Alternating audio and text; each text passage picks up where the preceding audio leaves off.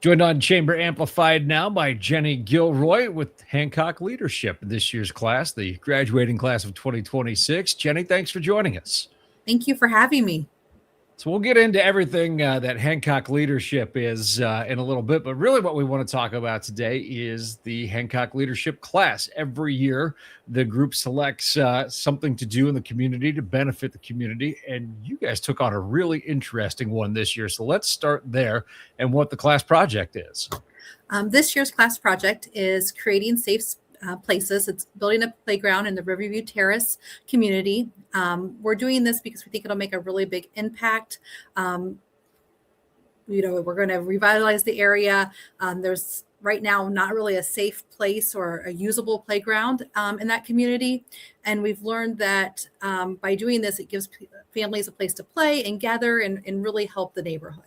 Those gathering spaces are really, really important for people, just as a reason to get out and about and meet with your neighbors and everything. What were the initial thoughts when this project was pitched to you guys?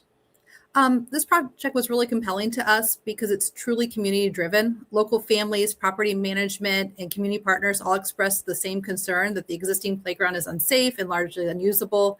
And then there was the data from the Hancock Health Equities Report that showed a higher health disparity in the area. And it became clear that this project would be a meaningful long-term impact. It's not just about playground equipment. It's about safety, connections, and giving kids a safe, healthy place to play and be kids. Well, speaking of the playground equipment, this is all part of a larger project. You are moving the playground equipment from one space out to Riverview Terrace. That comes with its own complexities as well. Let's talk a little bit about what that process looks like. So a big, huge thank you to the city. They've been tremendous on this project of helping us get that done. They were able to help remove it. They're helping with the painting and really getting it ready to go for us for the installation of it. Thank you to the Lincoln School. I apologize, the property manager there that donated it. So a big thank you to them. And then also the community, like the Flag City Morning Rotary Club, who is one of our legacy sponsors and really helping to make this project possible. So let's talk about that part of it. That is really interesting. As of the day that we're recording this, which is actually on the 29th of January, as opposed to when it will come out, they just made a huge donation. And how were you able to, obviously, there's a lot that goes into these projects. One's the feasibility of it, some of it's funding, some of it's public relations, some of it's the actual construction, things like that. The funding of any of these projects always is a big part of it. But to get the size of the donation that you were able to get today, and I'll let you talk about how much that is, that has to, one, feel really good, but also isn't something that just happens out of thin air. I've been a Rotarian, not with the Flag City Morning Club, but a Rotarian when we lived in Archbold. I was also one at Hicksville when we lived there. And it truly shows the service above oneself that Rotary did with the $10,000 donation to us.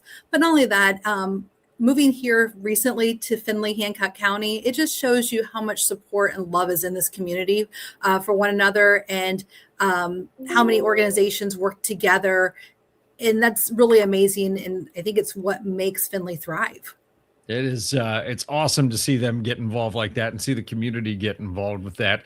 So what happens next? We know what the project's going to be. We know that there's funding getting put in place to do it, but there's going to be some manual labor that goes into this. So when does that part kick off? So probably right now while it's 2 below zero out, right? Yes. That's the best time to do a project like this. It is. It's a little cold right now to really do the putting it into the ground. When spring gets here, that'll be when we start doing the physical labor. But till then, there's a lot going into it behind the scenes. We're about halfway to our $20,000 goal. So we still need community support and sponsorships to help with that. And there's a lot going on getting the equipment ready to be installed. So there's the painting of it, the planning, the blueprints, getting through zoning and I'm sorry, not zoning, getting through the different government things to build a project like that to get through.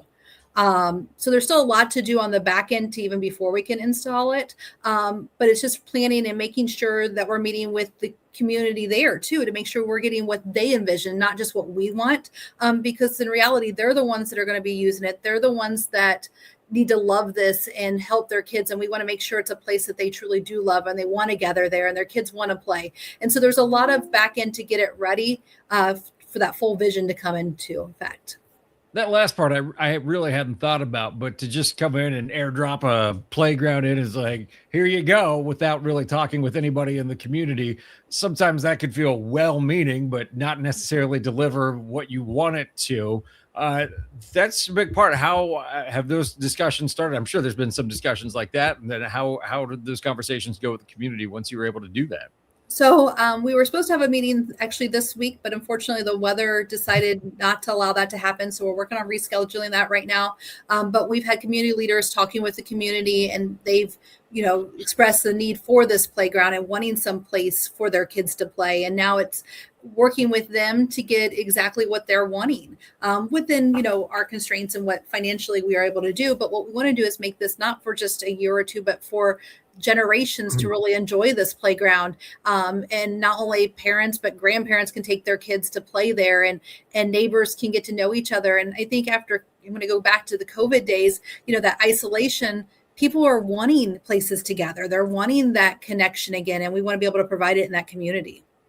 So as we mentioned, this is the Hancock Leadership Project for the year. I want to talk just a little bit about Hancock leadership in general, and just get your impression of the experiences that you've had so far. You and Matt have, obviously you were always familiar with Findlay, but having moved to the area fairly recently, how has Hancock leadership helped you feel more at home in the community?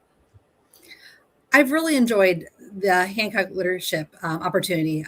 It's being new to the community. It's really helped me see behind the scenes. It's gave me a deeper understanding of some of the local challenges. It's helped me build relationships. It's gave me opportunities to volunteer and be part of something that's bigger than myself, and really learn what Findlay and Hancock County has to offer. And so I think it's a really great way to learn about our community, learn the ways that we can serve our community, and then also make connections and lifelong friends. The connections part, I think, is always interesting. We always hear after classes, after you graduate, of connections that continue and everything, but it's really another good way of learning how to work with all different types of people too, because there's all walks of life really represented in the group. And certainly that's something we try and impress upon the youth leadership group. But I think it's always a good thing that for the adult leadership group as well, is just learning how to do such a large project with a diverse group of personalities. It is. We're all from different walks of life, all different experiences, all different industries. And to be able to come together and do a project of this magnitude is going to be huge. And we're learning a lot, and how different personalities work together. And you have introverts and extroverts, and then you have people that are engineering or mathematical, to people that are more social, and how each of us play a part into making this project work. So, like we said, there's still fundraising to be done to help this project. If somebody is interested, and then maybe they want to learn more, maybe they want to give to the project, how can they go about doing that? If you go to the chamber website, we have a page on there. If you look up in Google, which is how I did the 2026 Hancock Leadership, it'll bring you up to our page, and there's ways to donate there. You're more than welcome to reach out to myself, or any of us that are on the group can help you. All right. And before I let you go, I need you to relay a message to Matt for me, and just let him know that Indian Lake will always be superior to Waynesfield. If you can do that. Come on now. Oh, that's right. Are you a Waynesfield graduate too? I am. I'm sorry. That's right. We were actually high school sweethearts. Oh, well, that's a very nice story. Yeah. So even though your high school was Waynesfield. Hey, go Tigers. But anyway, we did get to keep our colors, though, the blue and gold. We just get to switch them to there you go. Now. And so it's a great color, and love to be back to being blue and gold, and cheering the Trojans on now. All right. Well, I can support that. I can't support any love of the Waynesfield Goshen Tigers, but we're really happy to have you in the community, and I'm really glad that you're getting a ton out of Hancock leadership. Yeah, I'm really enjoying my experience here and meeting everybody. Well, thank you for taking time out of your afternoon and joining us on the podcast today. All right. Thanks, Doug.